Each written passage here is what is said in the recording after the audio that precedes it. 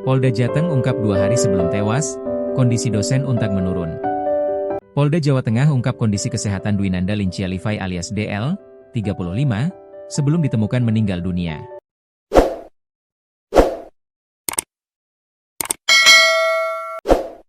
DL merupakan dosen di Universitas 17 Agustus 1945, Untag, Semarang dan ditemukan tewas di sebuah hotel di Jalan Telaga Bodas Raya, Karangrejo, Gajah Mungkur, Kota Semarang, Jawa Tengah, Senin, 17 November 2025, pagi. Korban diketahui pertama kali ditemukan oleh HKBP Basuki, 56. Kabid Humas Polda Jateng, Kombes Pol Artanto menuturkan, 2 hari sebelum meninggal dunia, DL ternyata tengah sakit. Saat itu, DL dibawa oleh HKBP Basuki ke rumah sakit untuk pengobatan. Kami membenarkan bahwa AKBP B ini 1 hari sebelum saudari D meninggal sempat dibawa ke rumah sakit untuk dilakukan pengobatan, ujar Artanto, dikutip dari tribunjateng.com. Ia menuturkan, hasil rekam medis DL menunjukkan tekanan darah hingga 190 dan kadar gula mencapai 600. Tekanan darah normal sendiri antara 90-60 hingga 120 mmHg.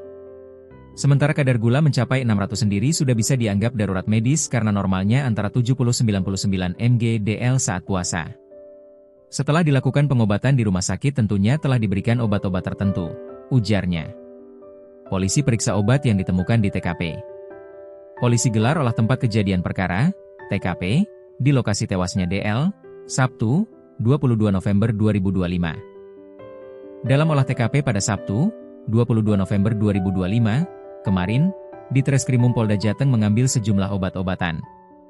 Obat-obatan tersebut bakal diperiksa tim laboratorium forensik, Lab4, Polda Jateng. Demikian yang disampaikan oleh Direktur Reserse Kriminal Umum, Dirreskrimum, Polda Jateng, Kombes Pol Dwi Subagio. Ia kami temukan ada obat-obatan dan barang lainnya, tim Lab4, Laboratorium Forensik, akan cek secara forensik bagaimana isi zatnya, ujarnya.